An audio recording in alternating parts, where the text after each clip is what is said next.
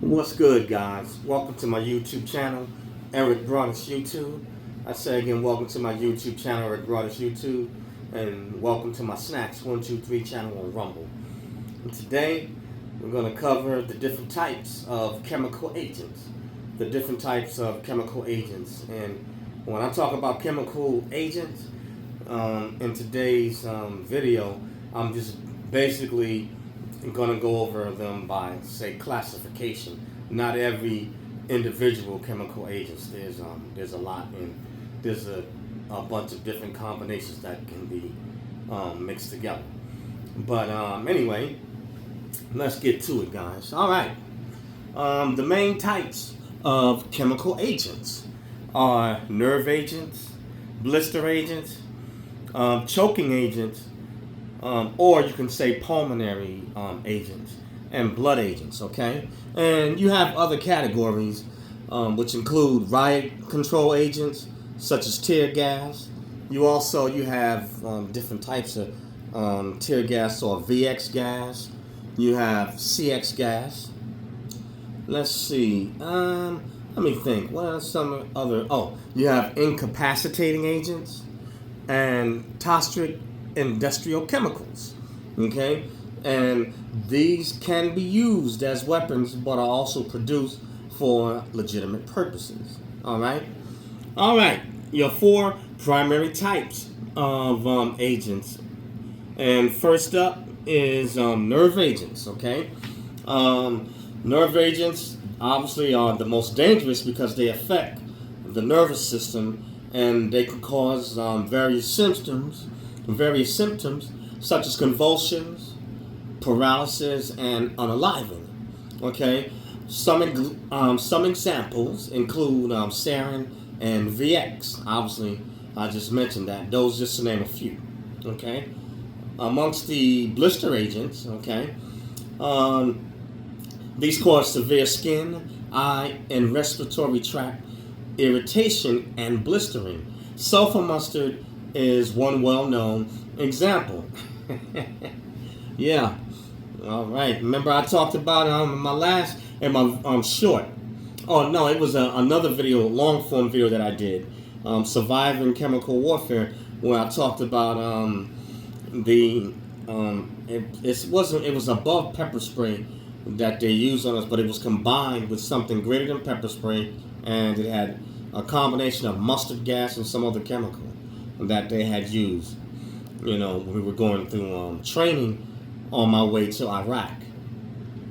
Anyway, in which I explained how severe it was, where it had my eyeballs were burning and were on fire. How about that? All right. Next, we have choking or pulmonary agents. Okay, these type of agents, what they do, they attack the lungs, and they cause a massive amount of fluid to build up, and they lead to a choking sensation. Certain agents known for this are chlorine and phosgene. You know, those are just two examples. And so with these choking agents, basically, once these are released and inhaled into a living organism system, basically mostly it's going to be human beings, animals, and if you have certain types of other living like insects and stuff like that have lungs and respiratory system, basically what it's basically like it allows your lungs to fill up so much to where basically you can drown internally, if that right there makes sense. And lastly, we have blood agents. Okay, and what blood agents do, they interfere with the body's ability to utilize oxygen. And so what will happen, obviously it'll cause a lack of oxygen supply to the tissues, muscles, organs, all of that stuff. You know, our entire body requires blood flow and blood supply in order to function properly. Certain examples are hydrogen cyanide, which is a classic example. So don't go get no ideas, guys. Don't get any ideas, all right? All right. Let's see. Other categories that we have: riot control agents, also known as irritants. Okay, and basically, riot control, it speaks for itself. These are designed to cause temporary incapacitation, such as tearing and coughing. So you know how the cops and law enforcement, if the crowd is getting unruly and they're trying to make them disperse, then they'll drop, tear gas and, different types of agents to cause the crowd to expel. Because I guess they probably figure that most people in the crowd are not walking around with a gas mask or that particular type of protection. Oh, and briefly, guys, I have some weight loss and nutritional products. 5 best weight loss products. So if you desire to take care of your health, lose weight, cut fat, and even cut fat in stubborn areas, such as the belly, I recommend going to the website, purchase the products, using them, and also share the website and link with others so that they can purchase the products and take care of their health and their weight as well. Next to God, the next best thing you have is your health. So take care of it, because you get one life, one body, and that is what you get. So you need to make sure you take care of it and maintain it to its fullest. But anyway, let's get back to the subject matter. All right. Let's see here. Incapacitating agents, obviously, they're intended to temporarily incapacitate people.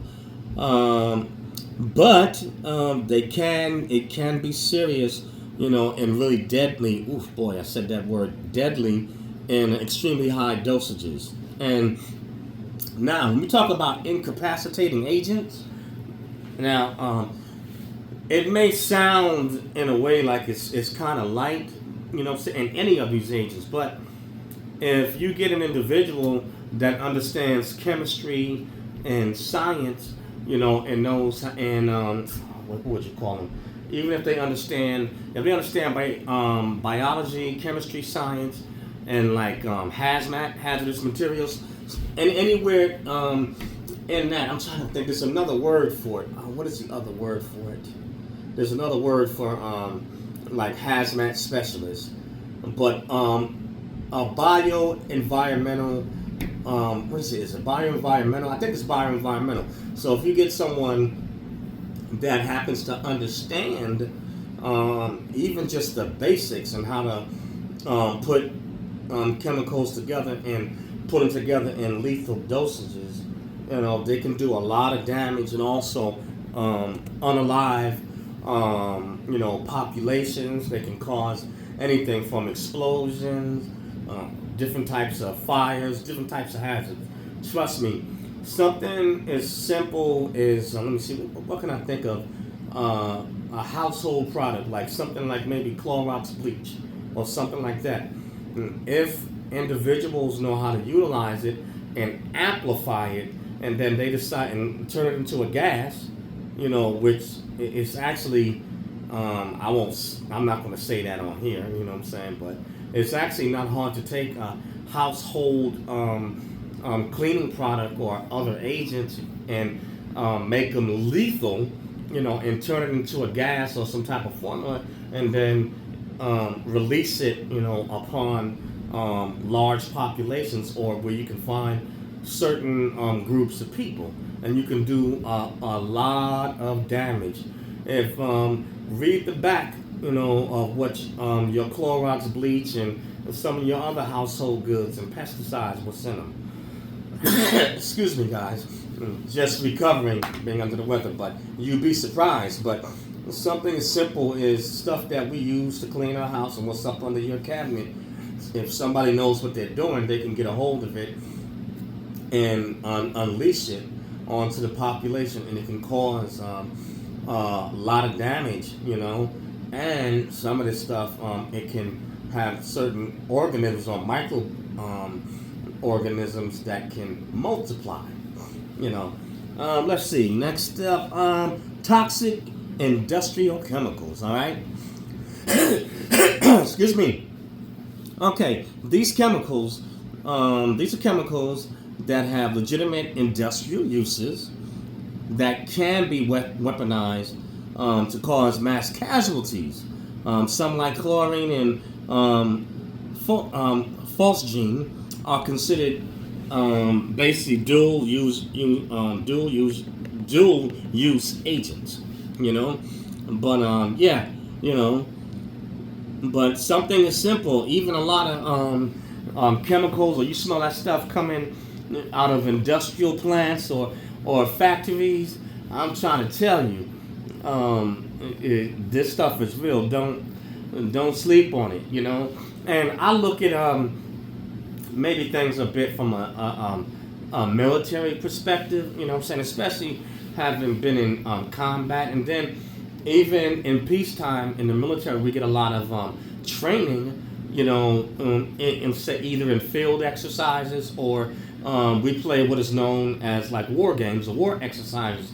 And so what will happen, the instructors and the commanders, what will happen, they'll come up with these different scenarios in these exercises. Now, understand, each branch of service, every branch of service has different types of scenarios, and they have a mandate to do so much training on war games, and sometimes they even will periodically come together in a joint command to include special forces, where the instructors create these different scenarios. Like I remember there's a big exercise that happens in the Korean Peninsula, and it's annual. And so what'll happen is that that means that all the bases in Korea are basically on shut down, on lockdown, so that everybody participates in these war games. One of them was known as Full Eagle. Okay, and so in Full Eagle, every base in South Korea is playing in these particular exercises. Normally the exercise lasts about, I think maybe a week, you know what I'm saying, no more than 2 weeks, and then each base, you know what I'm saying, or command may have their particular joint exercises, or each unit, you know what I'm saying, you know, they have their exercise, or if it's a fleet, if you at sea with the Navy, Marines, and the Coast Guard, all military branches of service are required. And even in Full Eagle, I believe, let me see, do they include foreign force? I know in some exercises we do play the war games with to include NATO forces or foreign allies, you know what I'm saying, that join in on the exercise with us, you know. And so there was this one exercise one year, I remember, in Korea, where I think, was it the Navy SEALs were one of the players in this exercise. And so in this particular case, there was role play. And so the Navy SEALs had to play like they were the enemy or the bad guy. And so during this exercise, Special Forces is given permission to go against, play the bad guys, right? Go against our forces, you know, to see how force ready we are, see how we would do and how we handle ourselves. And during this time, what happened to the instructors, they grade us, and also your fleet commanders, your base commanders, if you're on ground, you know, they also get a grade as to how they protected their particular base, ship, you know what I'm saying, whatever it is, you know what I'm saying. But for Coast Guard, Navy, and then it depends if the Marines are actually assigned to, say, maybe a Navy base, or if they're out at sea, then that, you know, they'll be with the fleet. If the Marines are on the base, then they're going to play in a base exercise, whichever one. But for your Air Force and Army, they're either going to be on a base, or your Air Force, Army, Marines, they can have field exercises. But anyway, I'm sorry, I'm just trying to break it down for so you can understand. And so what happened, the Navy SEALs playing the bad guys, this is what they did. And the base commander was pissed. They had permission to cut through fences. I mean, they are given permission by the U.S. government. They can wreak havoc I'm talking about messing up planes, other, tanks, other military. I mean, they were wreaking havoc, setting off explosives. And so what they did, they cut through the fences, so they could sneak in and find a way to get through and to get past either the military police or security forces, if it's Air Force. So what happens is these guys get through and they made their way to the base commander's, headquarters, And so in the military, we use different types of security codes, for entry during, like, say, wartime. And so if you're in like say, if it's like in a chemical environment, you may have certain knock codes. I'll give you a good example. If the code, if the magic number is, say, 5, right? What'll happen if it's an ally, they should have that number, so they would be either they're gonna pass you 3. So if they knock 3 times, that means that either I should be giving back 2, or either if I knock, since say if I'm on the inside and they're on the outside, I want to be sure that it's not an enemy intrusion on the other side trying to get in. If I knock 3 times, that means that if it's my ally, they should hit me back on 2. That equals 5. Or other words that you can use, say maybe a particular code word. You can say falcon. You see what I'm saying? So if I say like, or let me see, what would be a good, no, I got one better for you. Let's say the code word is Desert Eagle.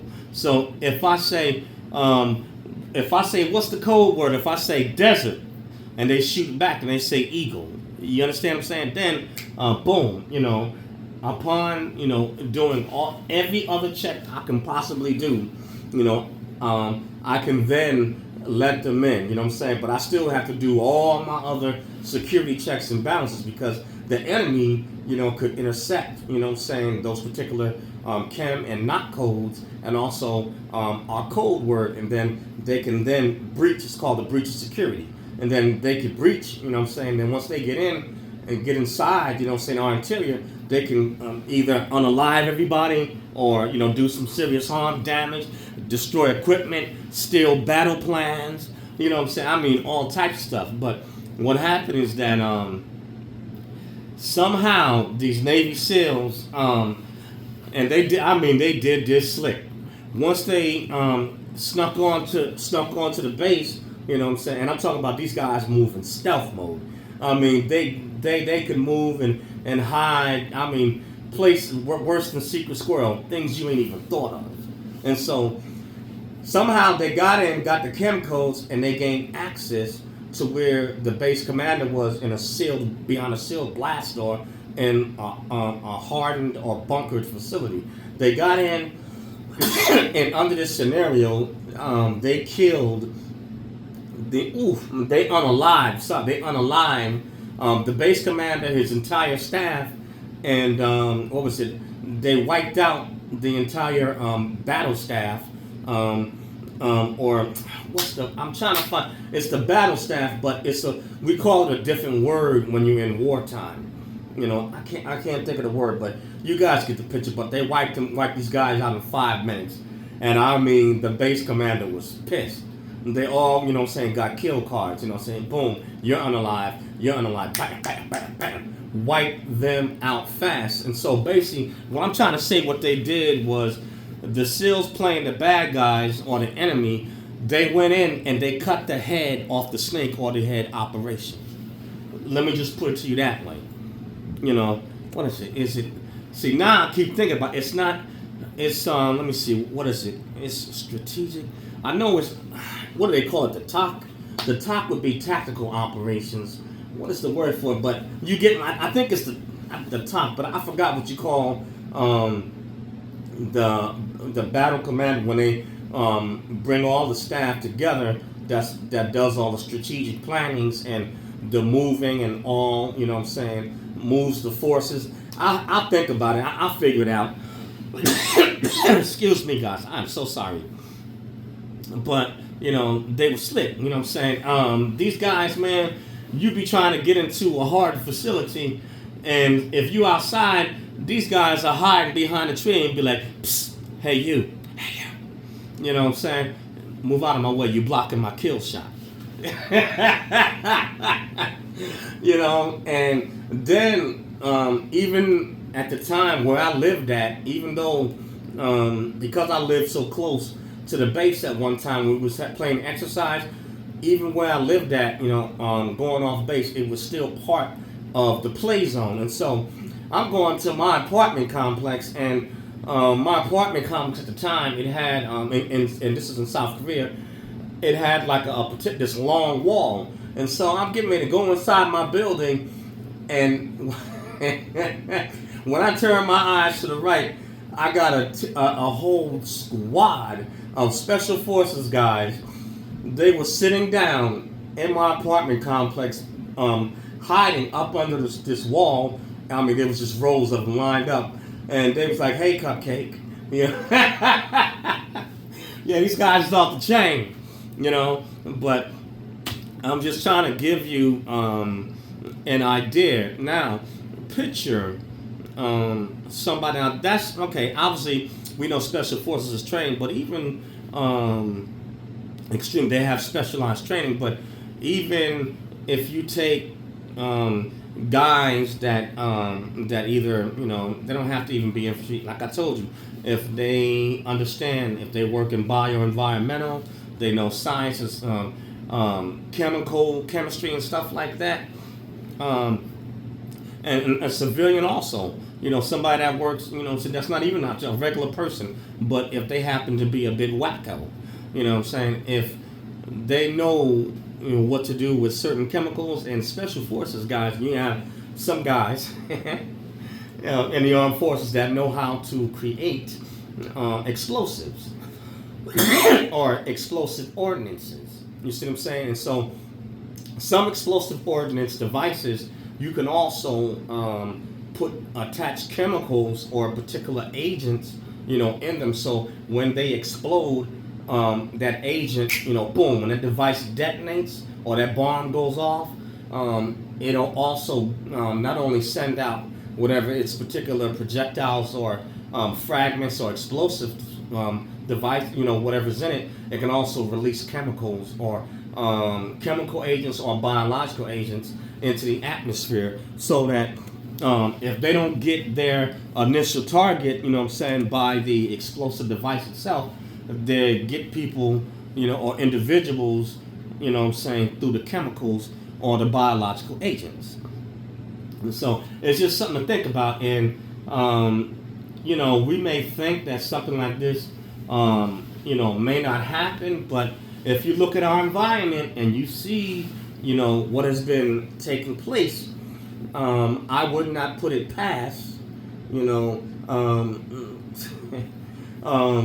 some crazy nut, you know, to try to pull something like that. And like I said, I gave you, you know what I'm saying, the gist, you know, on what a nerve agent can do. But what you think if you unleash, you know what I'm saying, a nerve agent and a blister agent? You got people that they can't breathe. The airways are inside, they're blistered up, or their insides are blistered up, you know, when they inhale this stuff. You know what I'm saying? So this is, you know, something to think about. You know what I'm saying? The blister agents, they ain't no joke. You know what I'm saying? I mean, they do severe damage. You know what I'm saying? You don't want to have stuff on your eyeballs. You know, but this stuff is literally, it is, you know, that lethal. You know what I'm saying? Like I said, choking agents. You know, what are you going to do if you can't breathe? And if you can't get treated, you're basically going to drown internally off your own body's fluids. You know what I'm saying? But this is something that can happen. And I'm being realistic here. I mean, really think about it. If some crazy nut, you know, that understands, like I said, science, biology, chemistry, bioenvironmental, you know what I'm saying? And they, you know what I'm saying? And they understand how to put, you know what I'm saying, this stuff together. And then they can choose a sample population, or they can choose a random population and poof, you know what I'm saying, release it, and they could be fled the scene And without fingerprints, anything, you never know exactly who did it. You know what I'm saying? If they're gone that fast. Oh, excuse me. You know, so excuse me. You know, but yeah, you know what I'm saying. But I think there was an incident years ago in Tokyo subway station. It happened, I think, in a subway station in New York. You know what I'm saying, where I think in Tokyo the guy unleashed a bunch of chemicals on the train or the subway, and did some serious damage to a lot of people. You know, that other guy that I think he was shooting as well, and he unleashed chemicals in the New York City subway. So, you know, this stuff is real. You know what I'm saying, and not to be taken lightly. But I'm sorry, guys. I ain't trying to be so dramatic or doom and gloom. I'm just keeping it real. But it is something, you know, to be considered and to think about. And know where your nearest medical facilities or your decontamination centers. You know what I'm saying? In the event, you know, God forbid, something like this happens, where you can get treatment as fast as possible.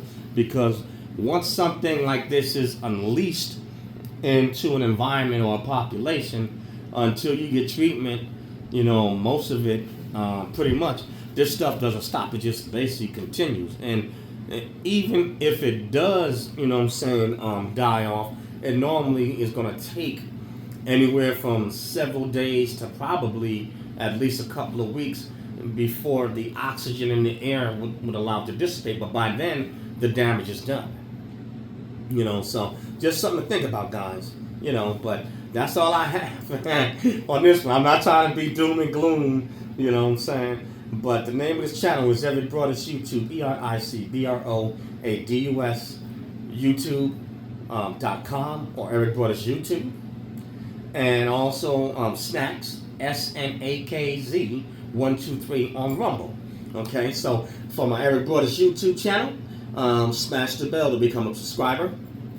Turn on all notifications. Hit the like button to like the video. If you don't like it, hit the unlike button. Either way, leave a comment. Love to dialogue with you. And you may have knowledge in this area, something that you want to share that can help move the conversation along, or, you know, that can inform myself and other people.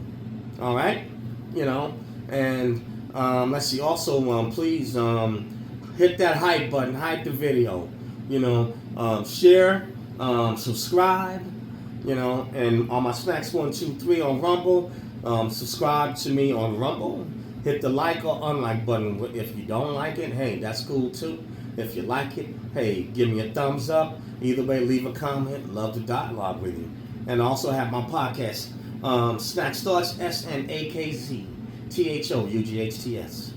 And you can find my podcast on Spotify, Spreaker Radio, Radio PM, SoundCloud, Google Podcasts, Apple Podcasts, iHeartRadio, iTunes, and a host of other social media outlets. And lastly, I have the 5 best weight loss products for weight loss and nutrition products. So, hey, click on the link, guys. It'll be in the description, you know, and take care of your health, you know. But that's all I have for this one, guys. But something to think about. The different types, you know, of chemical agents. Peace out, guys. I will catch you on the next one later.